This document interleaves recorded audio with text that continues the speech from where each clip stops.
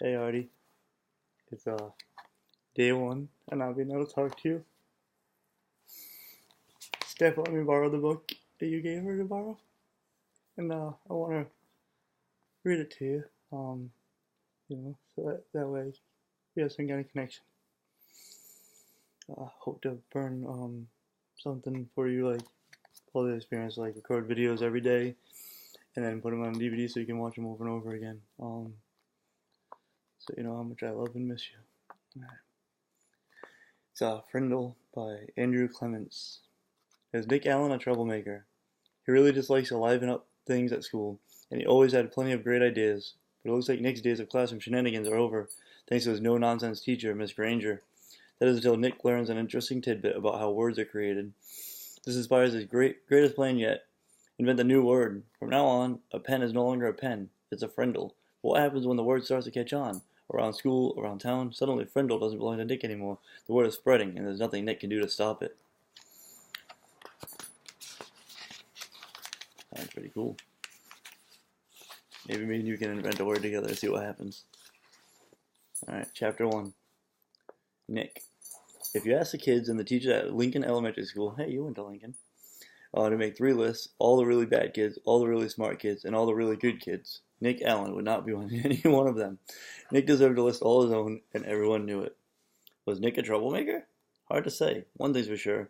Nick had plenty of ideas, and he knew what to do with them. One time in 3rd grade, Nick decided to turn Miss Deaver's room into a tropical island.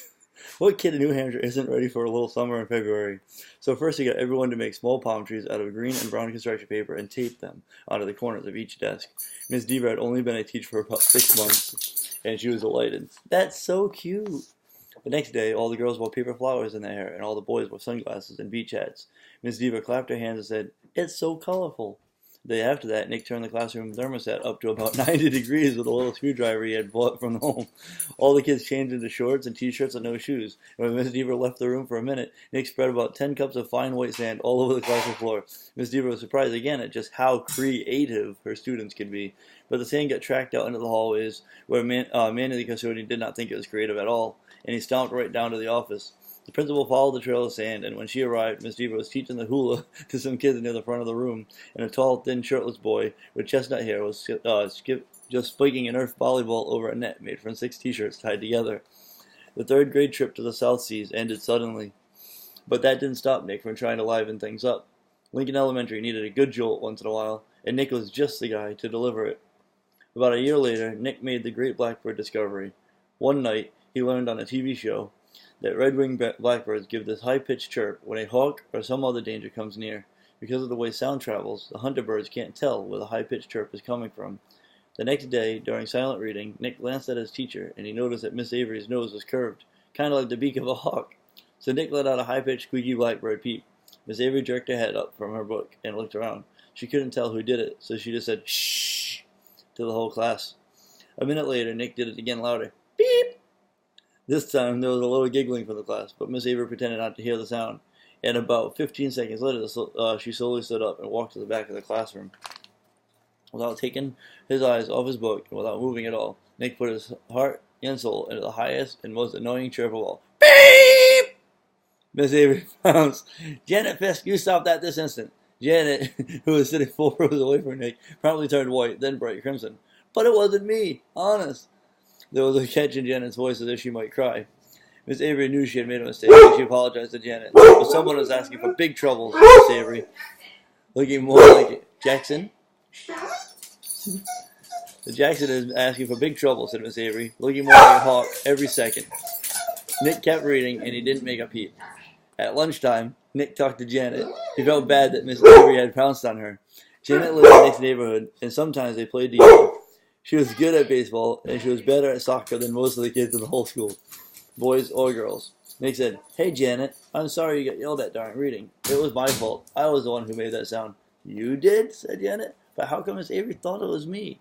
So Nick told her about the blackbirds, and Janet thought it was pretty interesting. Then she tried making a peep or two, and Janet's chirps were even higher and squeakier than Nick's. She promised to keep everything a secret. For the rest of Nick's 4th grade year, at least once a week, Miss Avery heard a loud peep from somewhere in her classroom. Sometimes it was a high-pitched chirp, and sometimes it was a very high-pitched chirp. Miss Avery never figured out who was making that sound, and gradually she trained herself to ignore it. but she still looked like a hawk. To Nick, the whole thing was just one long and successful science experiment, and Janet Fisk enjoyed it too. So, yeah, this kind of reminds me of Horrible Harry from when I was a kid. But, yeah, so this is already really hard for me, and I don't know how hard it is for you, but it's gonna be the longest 21 days of my life. I miss you and your sisters, and I still love your mom, but I don't know. For some reason, she thought it wasn't a good idea for me to see you guys, so she made them keep me away from you. And if there was anything I could do to be there and hold you and hug you, tell you I love you, you know, I would, but I'm not allowed to. But hopefully you find comfort and peace when they finally get a chance to reach you. So, end of day 1 video.